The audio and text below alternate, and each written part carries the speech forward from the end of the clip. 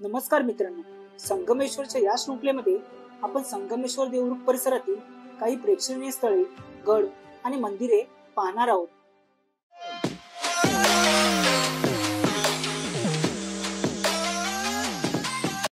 कोकण म्हणजे अलिबाबाची गुहाच. इथे इतका खजिना दडलेला आहे की प्रत्येक वळणावर एखादं नवीन सौंदर्य आपल्याला आश्चर्यचकित करतं. आज आपण अशाच एका ठिकाणी जाणार आहोत. संगमेश्वरच्या डोंगरात झाडाझुडपांमध्ये दडलेलं 7 प्रवाहांच्या साक्षीने नटलेलं सप्तेश्वर महादेव मंदिर. मुंबई गोवा महामार्गावर शास्त्री नदीवरील पूल ओलांडला की आपण संगमेश्वरकडे जातो. थोडं पुढे गेल्यावर उजव्या बाजूला मुळे हॉस्पिटल आणि त्याच समोर डोंगर चढणारा रस्ता दिसतो. हा रस्ता सागाच्या दाट जंगलातून सुमारे 3 किलोमीटरवर जातो.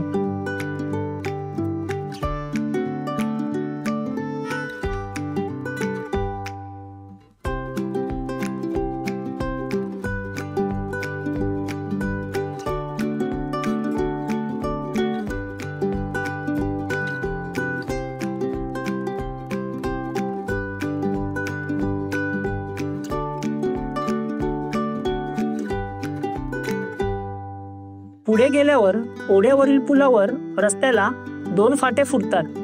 उजवीकडे ऐन गर्द-झाडी आहे सप्तेश्वर महादेवाचे मंदिर, तर डावीकडचा रस्ता देवपाट वस्तीकडे जातो.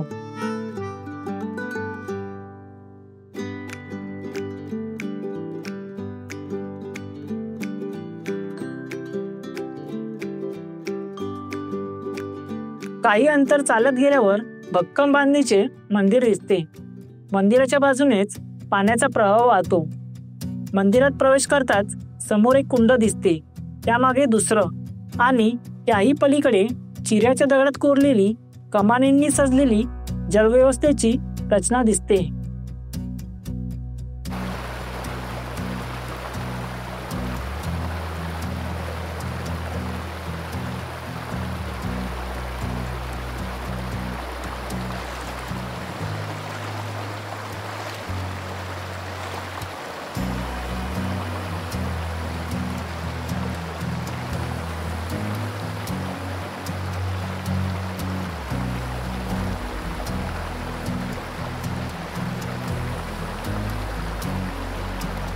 सप्तेश्वर शिव मंदिर हे पश्चिम अभिमुख आहे. एस्पेस सभामंडप आणि मोठा गाभारा असे याचे स्वरूप. गाभाऱ्याच्या दरवाजावर गणपतीची सुंदर मूर्ती दिसते, तर मंदिराला लागूनच वैजनाथाचे एक छोटेसे मंदिर आहे.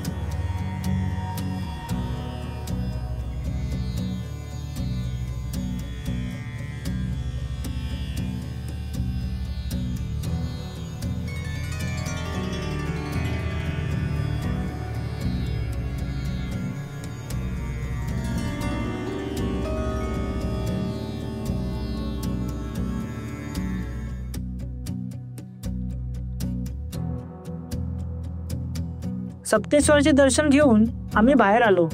एक उत्तम अशी जलव्यवस्थापनाची रचना बघायला. 2 बाजूंना खोलीसारखे बांधकाम आणि मधल्या बांधकामाला 5 खिडक्या. या बांधकामात चुन्याचा वापर केलेला आहे. चुन्याच्या खाणीचे दगडी चाक आजही येथे आपल्याला दिसते. अलकनंदा नदीचा उगम इथेच डोंगरावर होतो. त्याचे खाली येणारे पाणी इथे 7 प्रवाहात विभागून ते परत मोठ्या कुंडात सोडले जाते. 7 प्रवाहांचा स्वामी तो सप्तेश्वर, अशी साधी सोपी याची व्याख्या. बांधकामाच्या पाठीमागे जाऊन पाहिले तर डोंगरावरून आलेला प्रवाह विशिष्ट चॅनलमधून आणला आहे. प्रत्येक खिडकीपाशी त्याला T-सेक्शन सारखे बांधकाम करून प्रवाहित केलेलं आहे. जिथे तो जोडलेला आहे तिथे एक चौकोनी खड्डा केलेला दिसतो. अतिशय सुबक आणि उत्तम तंत्रज्ञान वापरून हे जलव्यवस्थापन केलेलं दिसतं.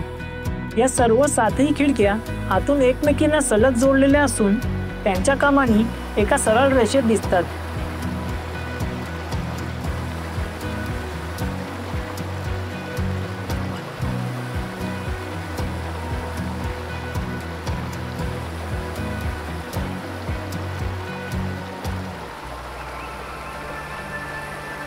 मध्ययुगीन काळात हे जल व्यवस्थापन केलेलं आहे.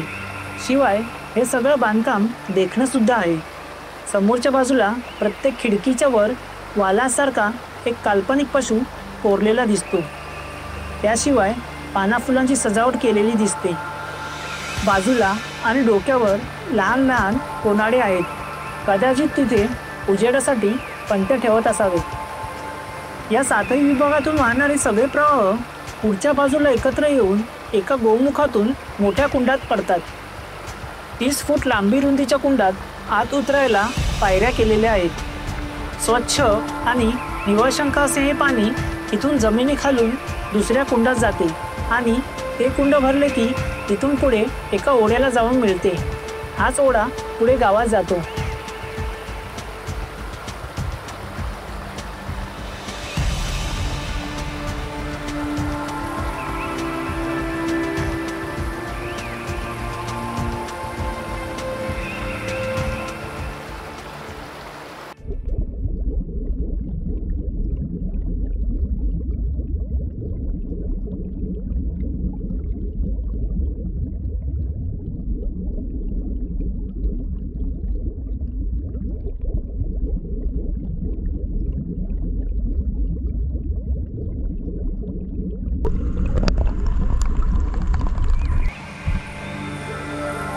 हर हर महादेव, हर हर महादेव.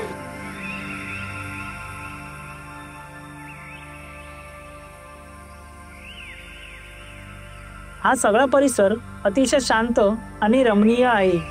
आंबा, साग, ऐन, शिचव, फणस अशा वृक्षांची दाटी असलेला हा परिसर फारच सुंदर आहे.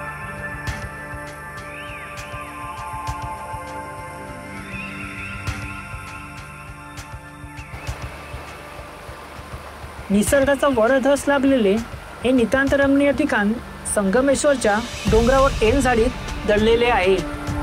इतक्या उंचावर मुद्दाम केलेले प्राचीन जल व्यवस्थापन आणि या रमणीय परिसरात मिळणारी शांततेची अनुभूती घेण्यासाठी कोकणात दडलेला हा खजिना आवर्जून पाहायला हवा. तर मित्रांनो, हा व्हिडिओ तुम्हाला कसा वाटला हे कमेंटमध्ये नक्की कळवा. अशाच नवीन व्हिडिओसाठी आपल्या चॅनलला जरूर सबस्क्राईब करा आणि लाईक आणि शेअर करायला विसरू नका. धन्यवाद.